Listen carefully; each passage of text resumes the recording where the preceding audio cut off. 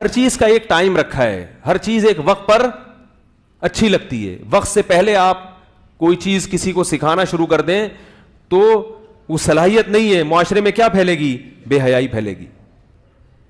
ہر چیز کا اللہ نے ایک ٹائم رکھا ہے. جس طرح سے اسکولوں میں بے حیائی پھیلائی جا رہی ہے, بچیوں کے لباس دیکھیں, صبح موسیقی, ادھر لڑکی کھڑی ہے ادھر لڑکا کھڑا ہے, اور پھر براڈ مائنڈڈ بنتے ہیں کہ کچھ نہیں ہوتا, اتنا زیادہ چھوئی ہوئی بننے کی ضرورت نہیں ہے.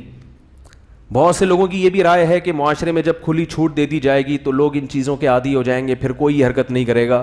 جس معاشرے نے کھلی چھوٹ دی ہے ان کے حالات جا کے دیکھو. جس ملک میں جتنا پردہ ہے اس ملک میں جنسی درندگی کے واقعات کا ریشو بہت کم ہے.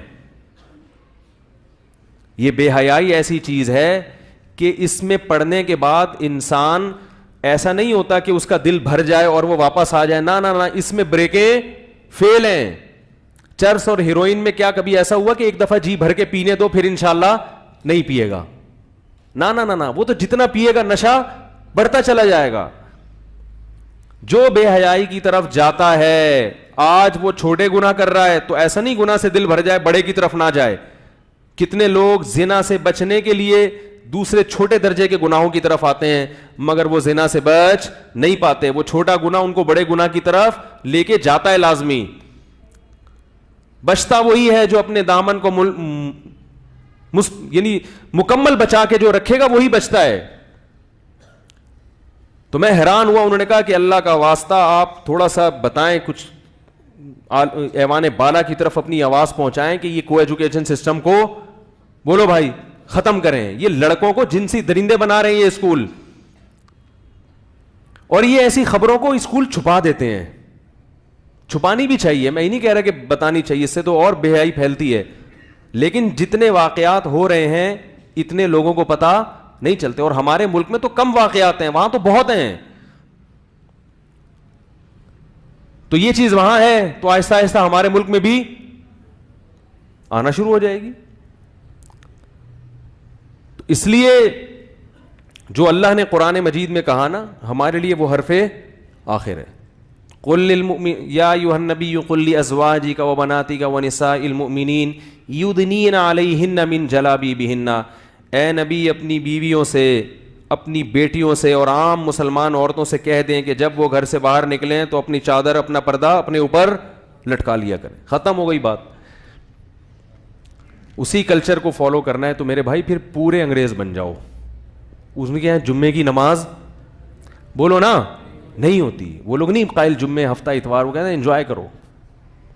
وہ جمعے کے قائل نہیں ہے. عجیب سا بنا ہوا ہے مسلمان, نہ ادھر کا نہ ادھر کا.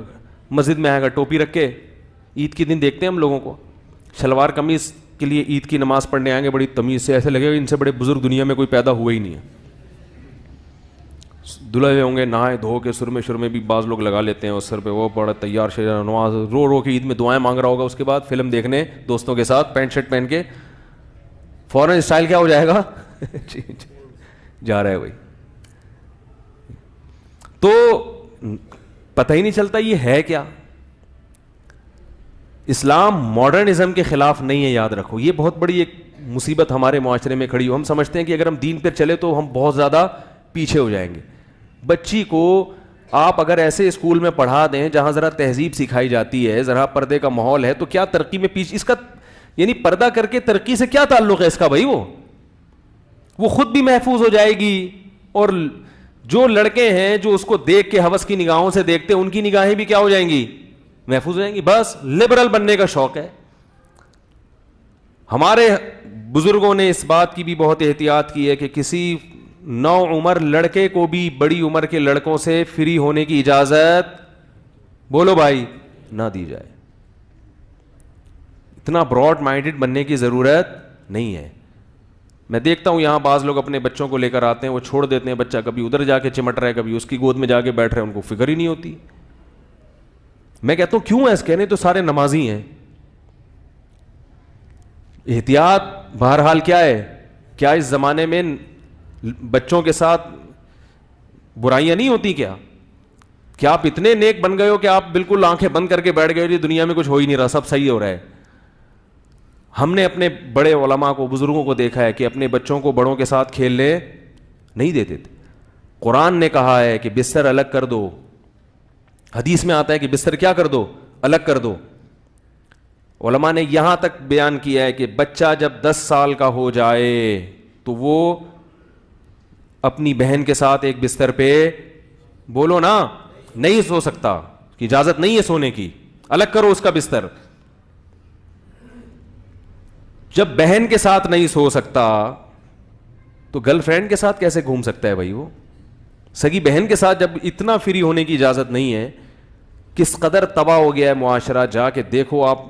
ایک انڈیا میں ایک صاحب نے بتایا, انڈیا کا نام آتا ہے تو وہ لوگ میرے بیان پہ غلط, انڈیا سے جب میں بات کرتا ہوں تو مراد غیر مسلم ہے, مسلمانوں کی بات نہیں کر رہا میں. جب اس قسم کی کوئی بات کرتا ہوں تو مراد کیا ہوتا ہے؟ ابھی وہ انڈیا اور پاکستان کا مسئلہ چل رہا ہے نا پھڈا, تو میرے پرانے کلپ نکال کے نا لوگوں نے اپنے یوٹیوب کے ویورز بڑھانا شروع کر دی. پرانا کوئی بیان ہے میرا, اس کو اٹھا کے انڈیا پاکستان کی جنگ پہ لگا کے چلا رہے ہیں اب دبا کے.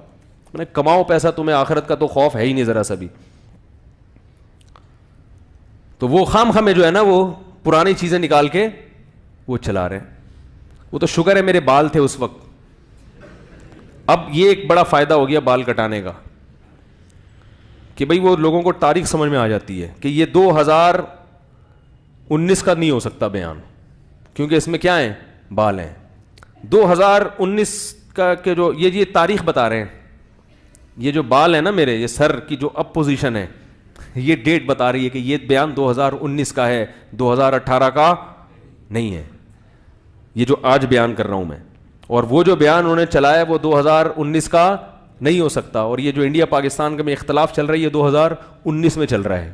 تو اس سے بھی ایک الحمدللہ فائدہ ہو گیا کہ یہ فائدے ہوتے ہیں ہر چیز کے بھائی. حکمت اللہ کے ہر کام میں کیا ہوتی ہے؟ حکمت ہوتی ہے. ٹھیک ہے نا.